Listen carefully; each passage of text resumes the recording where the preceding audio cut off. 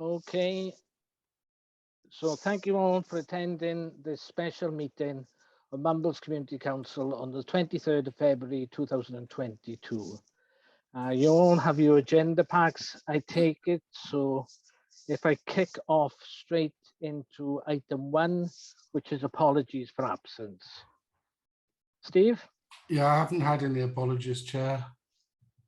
Okay, no apologies for absence. Okay, if I go on,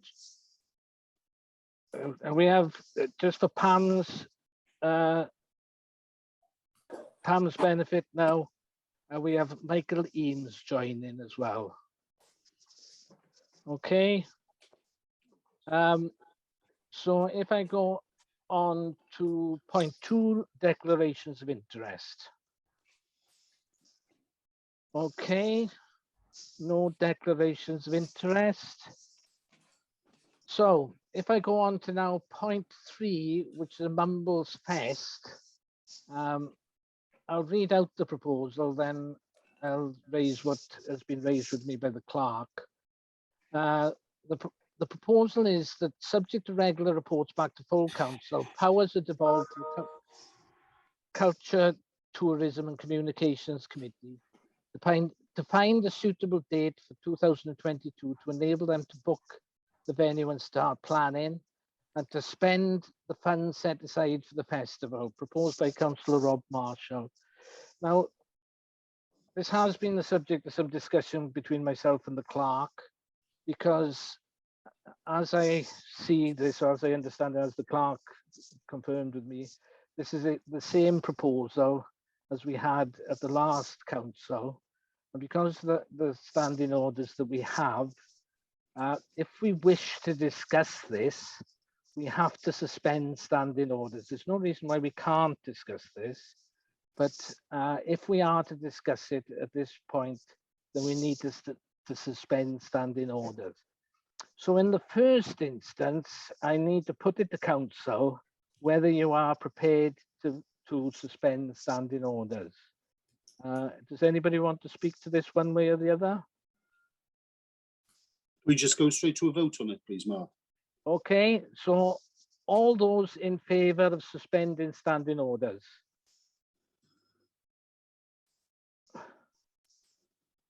One, Pam, is that you? 1, 2, 3, 4. All those against?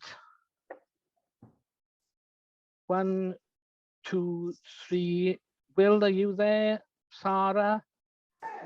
I am. I just I kind of got a question. I didn't really want to come in and ask it, but it's that if the meeting has to be suspended, can a vote still take place? That was going to be my question before I made a decision on it. Really.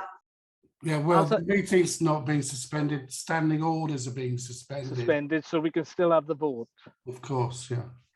Yeah. So after clarifying that point, I'm sorry, can I put it back to the vote again then? Okay, so if I put it back, all those in favour of suspending standing orders, can you please indicate now? 1, 2, 3, 4, 5. All those against standing orders? 1, 2, 3. So it is carried. We will be suspending standing orders. So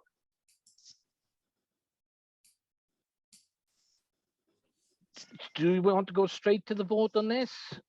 Or does anybody want to speak one way or the other on this? If I can speak in favour of it, Mart, I'd just like to say, you know, obviously, I was, apart from very angry, I was very hurt at the last meeting we had that this didn't go through.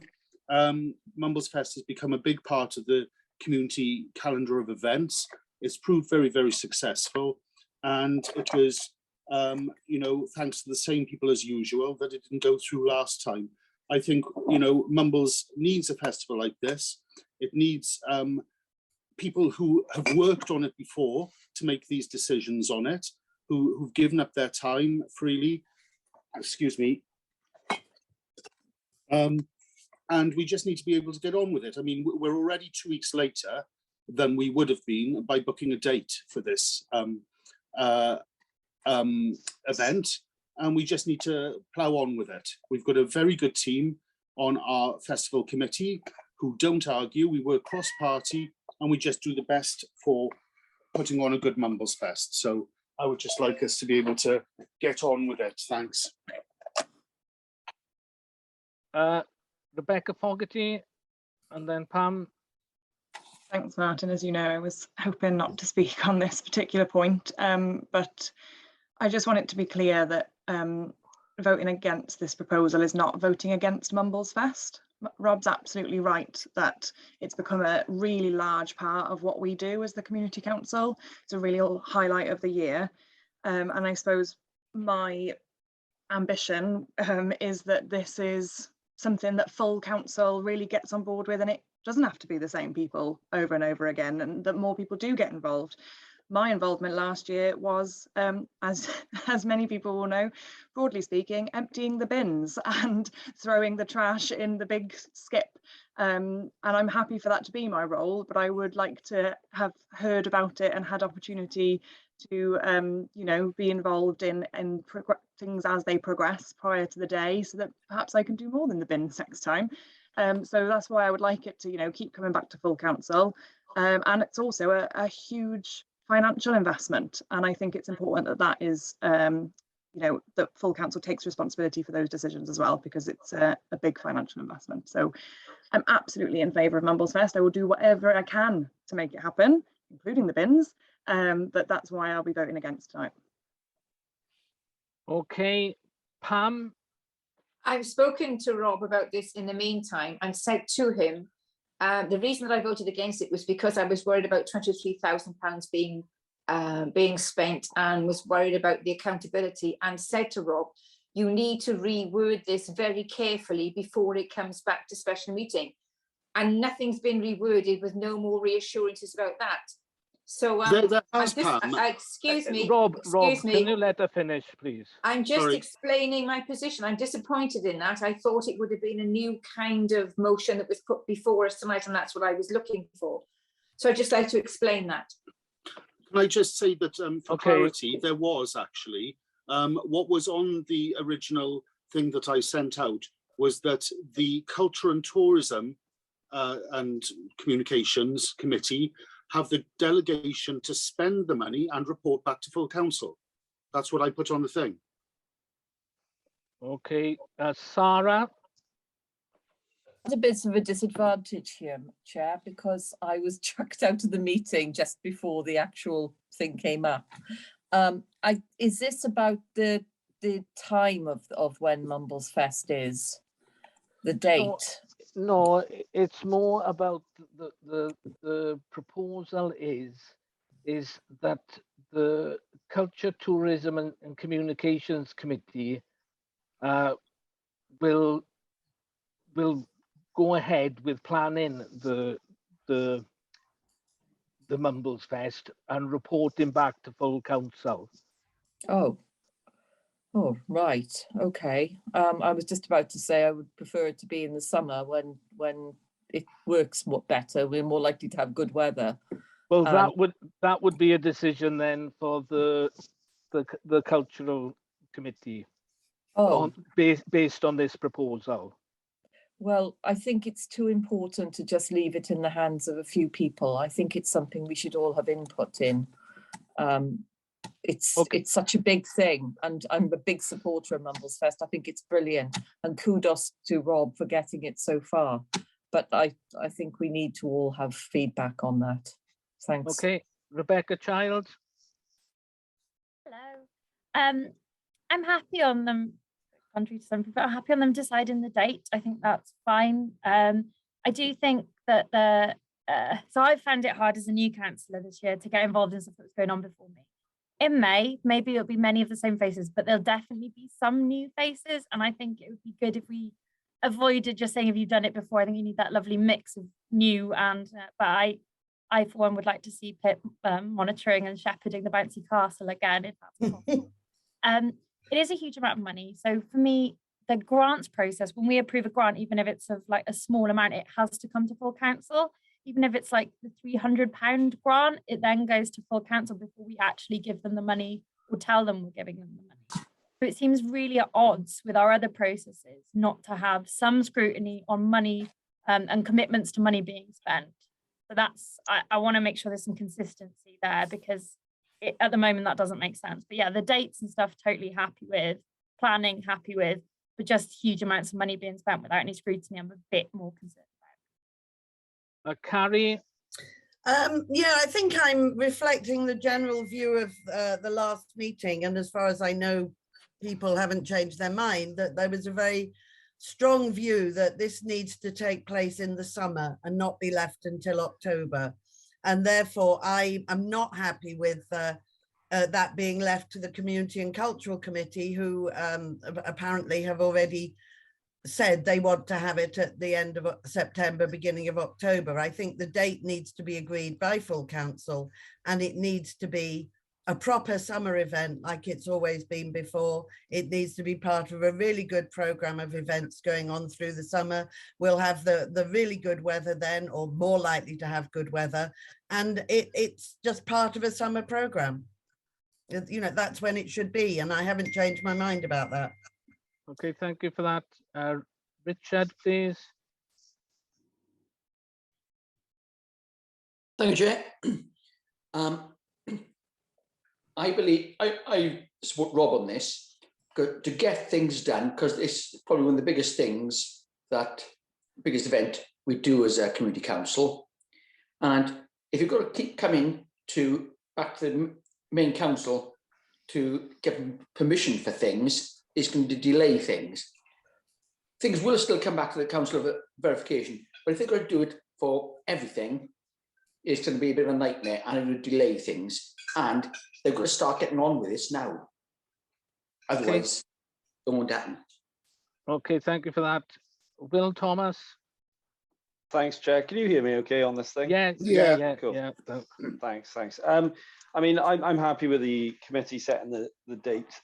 As Rebecca mentioned earlier, I mean, there's lots of information that we as a larger council aren't privy to that the committee would be. So I think I'm happy with that. And if anyone has got any serious beef, I suppose they could quite easily join the tourism committee. So, and the other thing, actually, another point Rebecca made, I think anyone who wants to be involved in the event could potentially, from May, become part of that committee afterwards as well. So it does give them the opportunity to get involved, I think. So my only issue last time was devolving financial powers to the festival committee.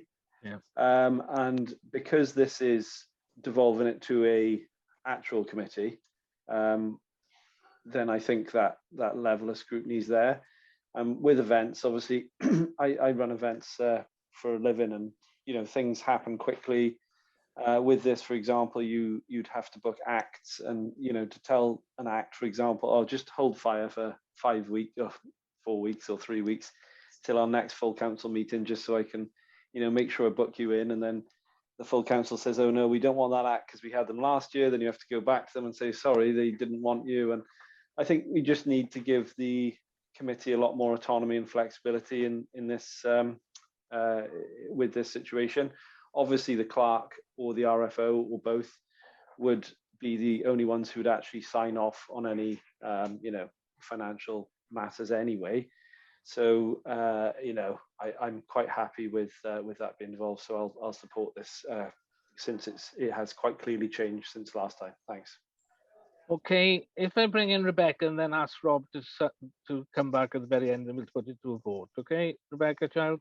Thank you. I was just going to say, I think Will's made some strong points there, and I do agree with a lot of them, but maybe there could be a cap for a tender to one person, not a tender, for an amount spent with one budget. So like if it's one big act or one supplier is doing all of our food or something like that, maybe there's a financial cap where they get some scrutiny, even if it's not, so it's not limitless effectively. I think that would be quite good and bring it more into line with all of our other policies. But open to discussion over what that would be. I don't know what is an appropriate amount, given that I haven't booked acts, I have booked food vendors, so it's very different. Okay, Rob. Okay, thanks. I'll sum up then, Mart. firstly, thank you to the people who've said they'll support this. The time of year that the festival will happen, we will look at. Carrie has pointed out we have better weather in the summer. Well, actually, the first time we put on, which was the White Lady Festival, then we put it in July, and it bucketed down for the whole weekend. Whereas last time we had it on the 11th of September, and we had a glorious weekend. So I don't think the weather, planning for the weather comes into it, because you cannot plan for the weather. You're as likely to have a glorious day in September as you are in any other month of the year. That's the first thing. As Will says, you know, as a professional musician myself, I know what it's like when you get booked. I cannot turn around to any act and say, are you free on this date? They go, yes. And we say, give us 6 weeks till we go through 2 committees, and then we'll hope to be able to book you. Because what could happen in the meantime is the committee could say no, or the full council could say no in that way, if we're going to do it that way. And then the people say, well, I kept this date for you. I've turned down other gigs now that I've been offered on the same days. It's no way to treat professional musicians. I'm happy for the, you know, to address Rebecca Childs' point about the money side of it. Everything is done through the RFO or Steve. No booking can be made, no money can be spent without them spending it. We cannot spend money as councillors ourselves. That is totally up to, we can make the decision and they verify it for us. We have a year-marked reserve of £23,000. We have to make whatever we book for this festival, that includes marquee hire, artist hire, food, everything, children's entertainment has to come within budget. So we have to make it work. As for the size of the committee being small, yes, we will have some new councillors in May, and they're welcome to get on board with the committee. There's another saying as well as to why this committee has worked so well in the past, and that's too many cooks spoil the broth. We find that because we are a small committee, we get things done, we get them done quickly, amicably, and in the best interest of the festival and the council, and promoting the council image. I don't see why Carrie is concerned about all the money having to come through full council, because when she was joint chair of the events committee with me, and we put on Mumfest the first time, it was actually her suggestion that the powers be devolved to that committee to make the financial dealings. And if anybody would like to quibble about that, it'll be minuted in the meetings from 2018. So I'd like to, if we can just go straight to the vote now, because I think everybody's had a chance to speak once, Mart. So I'd just like to go straight to the vote. So I'll just explain that it's for the Cultural and Tourism Committee to make the decision on when the festival is. We're not looking at October. We are looking at no later than, I hope, the 3rd of December, which is of September, which is the first Saturday in September. As for the financial dealings, they will be done with due diligence with the clerk and the RFO, and reported back to full council, so that there will be regular updates on anything that's to do with the festival that will come back to the full committee. That is the proposal I'm putting forward. So sorry, Pam, we did discuss this, and what I said to you seems to be misinterpreted in the words that are written down. So I did take what you said on board totally. Okay. Can we go to the vote then, please, Mart? Sorry, Yeah, can I just, I have had spoken my once. hand up waiting. Yeah, have you got a substantive point? Yes. Yes, go on then, Yes. Kelly. This is really building on Becca's suggestion. Why don't we say, maybe agree that anything, individual thing that costs more than £1,000 needs to be okayed by full council, and everything else can be devolved to the committee. I don't accept That way, that, then Martin, we, we would at least know as we went along what things are being spent on. Okay, thank Martin, you. I reject that. Yeah, okay, okay. Carrie's made a point. I would just like a bit of clarification for both Steve and Paul in relation to this. Based on the proposal that we have in front of us, would that be acceptable for financial regulations? Because that is my main concern in relation to this. is that I don't want anything coming back and biting us in the backside, as it were, going ahead in relation to that expenditure has been outlaid without due process. Paul, Steve? Yeah, thanks, Chair. I think financial regs say up to £5,000 can be a decision made by a committee. Yeah. So as long as nothing goes over 5,000, which they haven't, I think the highest fee or individual cost last year was about £4,000 for the staging and the sound, and nothing else was above that amount. So I don't think there's a problem with financial regs. So what you're saying, as long as it doesn't go over £5,000, yes, yeah, as long as there isn't an individual cost which is over 5,000, then that would have to be referred back to council for approval. That would have to be referred back to full council, then, is it? Okay, are we happy to proceed on that basis? Yeah. Yeah. Okay, so can I put that to the vote then, that on that basis we accept the recommendation as this? All those in favour? 1, 2, 3, 4, 8. That's passed then, I take it. All those against, if you want to vote against? Oh, okay. Okay, so that Thank you, guys. Okay, thank you. That motion is passed. So the proposal is now that we have in front of us under point 04 is exclusion of the press and public to discuss Langham Bay tennis courts and the skateboard park. Now we need to discuss this. Anybody? Steve, sorry. Sorry, Martin. I didn't know whether you wanted to deal with the questions from the public at this point or not. It's just a reminder, really.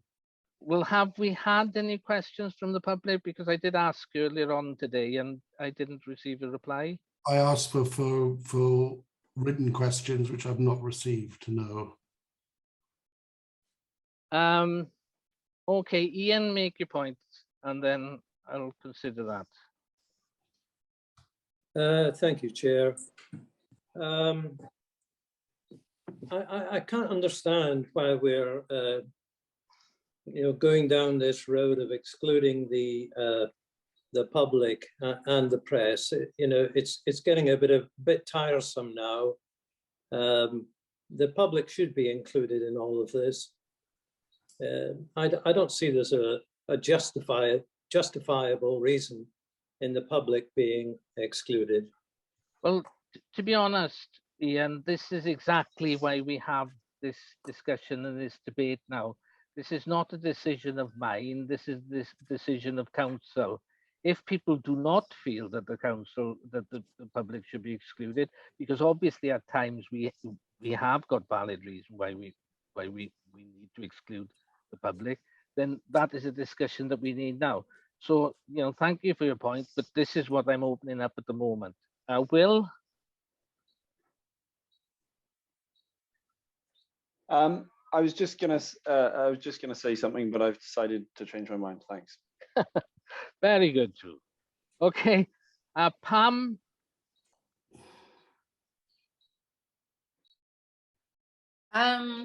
My concerns are that we had a closed meeting in December, which somebody recorded. In that discussion, we discussed that. Please, Pam. I know. I'm being careful. This is not. I'm being careful. This is not the fault. Okay. I'm being careful. Decisions which we make, we need to make on our own without any outside interference, and I feel that we need to be able to confide in each other. But there are commercially sensitive details that are involved. And we've spent 10 years building up a very big reputation for being trustworthy and professional, and I wouldn't like to see that thrown away. Yeah. Okay, thank you for that point. But, please be mindful that we are still in public session and that, things which are subject to investigation at the moment it is not a good idea to mention it at this particular point in time before those particular investigations are concluded. Okay, Rebecca. Thanks, Chair. I think there are sadly still factors in particularly the skate park agenda item that will require us to go into closed session. However, I'm not deaf to the public concern that there have been a number of closed meetings with regards to this, sadly all for the same reason, and that there are questions that the public have. Quite rightly, they've been with us from day one on this. It's been a truly co-designed project with residents. So I think it's possibly worth just kind of a few points which I think we can say in the public domain, just kind of being restated at this point, just so it's clear that there are some things which we can say in open session, but there are sadly some things which we can't. I think, and I will just defer to the clerk before I do this, I think we can say the total revised cost of the skate park in public session, which includes any legal fees and other bits of work. And I say the total cost because that does somewhat protect the commercial sensitivity of some individual elements. I don't know whether you've got a view on that, Steve. Am I able to divulge that figure? I think what you should do is I accept what the principle you're talking about. I suggest that this is discussed when you go into closed session, and tomorrow so it's put on our website, so the full details that you agree that you are not sensitive at this stage, put on our website and social media rather than doing it now. Okay, Steve, thanks for that advice. I'm happy to go with that, as long as we do, make sure it is sort of urgently put on our website and shared on our social media. I think it's probably worth restating a discussion that was held at Community and Social Development Committee last week around the delay that we're experiencing to our lottery application. So that was discussed in open session in committee last week. So I think it's fine to say that in open session this evening. But to say that I certainly, for one, and I know colleagues remain confident that any investigation that is currently holding up that lottery application will prove unfounded. And then finally to say that we have obviously got money in our budget, which is also in the public domain at the moment because it's in the minutes of the last meeting. We've got, that budget is there as our backup plan, I suppose, if the lottery for any reason doesn't go ahead. Now that will be subject to any increases in price, etc., that we may experience. The last point I just wanted to make, and I do want to make this before we go down the route of excluding the press and public, is that Maverick, our contractor for the skate park, have not received a penny for the work that they have completed so far. There has obviously been expenditure relating to the skate park. That's also in the public domain, but Maverick have done an exceptional amount of work so far and as yet not actually seen any money for it. And I just think we should put on public record our thanks for their patience and their flexibility, because without that we would not be in the position that we are in at the moment. That's all I wanted to say. Okay, Richard. Thank you, Chair. Yeah, we all know that there is financial and commercially sensitive information to be discussed, and in any event, the minutes will be published later on. Also, you mentioned investigations. Can you just confirm that Mumbles Community Council is not being investigated by the Ombudsman, please? I can definitely confirm that, yes. Thank you. Okay. Okay. Carrie. Yes, just agree with everything Rebecca's just said, but just to point out that, yes, Mumbles Community Council does have money that they would be able to use for the skate park, unless obviously costs go up even higher, as they will if there's any further delays, but that will adversely impact on other projects. The only way we can fund the skate park is by taking money away from other projects. So if we don't get the lottery funding, and if the reason for us not getting the lottery funding is because of all these things that have been thrown at us in between, then we will actually be having to cancel other plans that we had in order to be able to fund the skate park. And I think that needs to be made clear to everyone. Okay, thank you for that. Okay, right. Just before we sort of go forward on this, I would just like to say, I certainly understand the sentiment, well, why are you going into closed session? And I very much support, and I've echoed this many times since I've been chair, that I'm all for public scrutiny and answering public scrutiny at all times. But at the same time, there are times that we do need to discuss things which unfortunately we cannot do for various reasons in the public domain. And also, it's got to be said that we have in the past discussed things in the public domain that probably we shouldn't have. And all I'm sort of saying is, I think in a lot of the time, it's better to go into closed session and then report back on via minutes and via statements on our website, as Steve suggests, rather than run the risk of mentioning something in the public domain that could be detrimental to other people, because there are plenty of people out there who would delight in us making a mistake like that. And as I sort of said, I think a lot of the time I can understand, I very much understand the point that Ian is making there. I very much understand this point. Well, why are you going into closed session? What are you trying to hide? We're not trying to hide anything. We're just trying to protect the council. And the reason we're trying to protect the council is because we're dealing with public assets. We're dealing with the assets of local people. So that's my sort of feeling on that.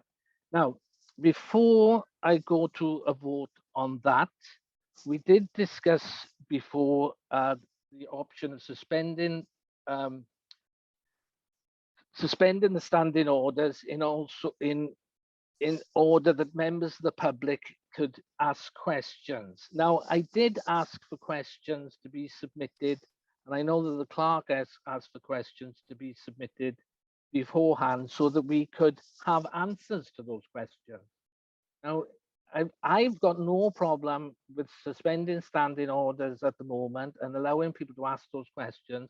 But at the same time, people have got to understand that we're not going to enter into a dialogue, because we cannot be expected to have the answers to those questions at hand at the moment.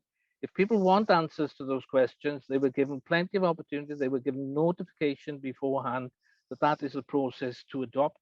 We've made this position clear in the past, but my feeling is I'm more than happy to suspend standing orders at the moment to open it out to other people.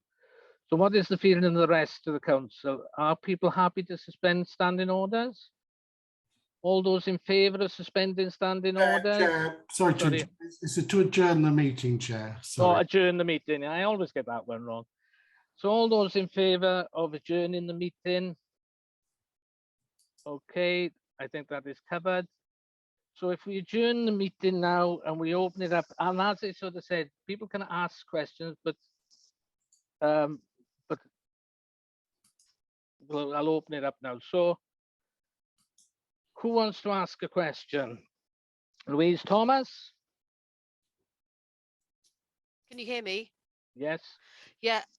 So Richard Jarvis said that the Audit Wales aren't investigating. No, he didn't say that. Please he did. Listen. No, he didn't, Louise. Please listen to what he said. He did not say that, Louise.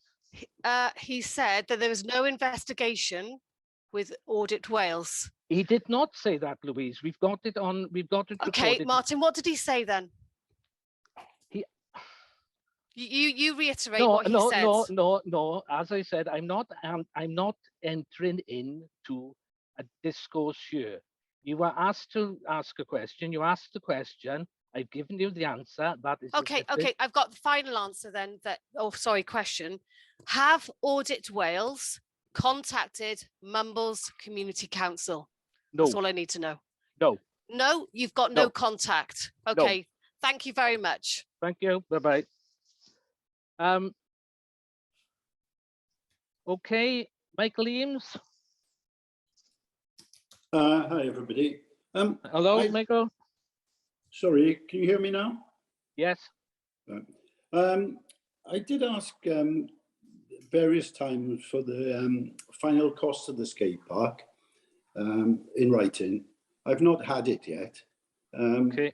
It is an interest to residents how much it has gone up. And I think it's important that people know this and what we like to pay, because no matter what you say and whether there's delays or not, it's going to affect other parts of the budget of the council and other people. You can't suddenly just magic an awful lot of money from fresh air. So it has to be there somewhere.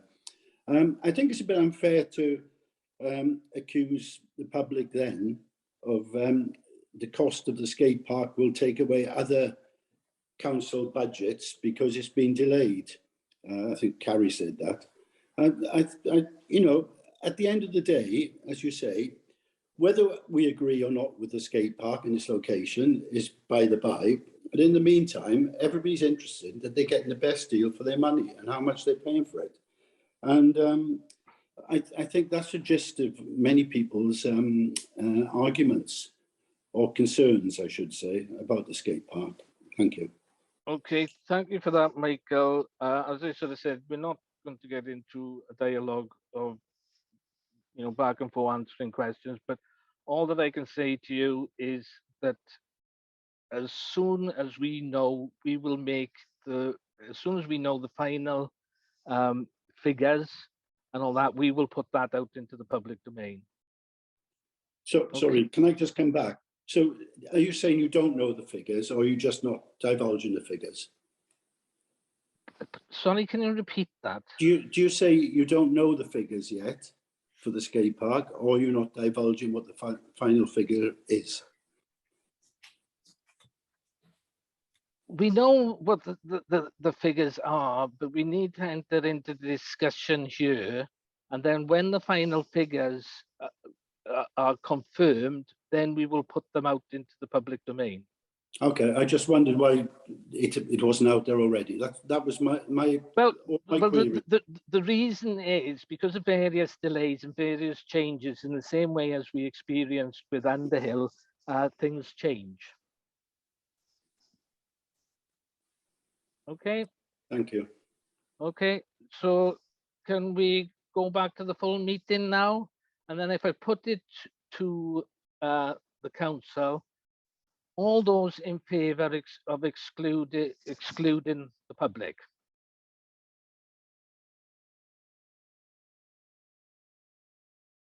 Right, that's carried as well. So thank you everybody for your time, but unfortunately we need to go into closed session now.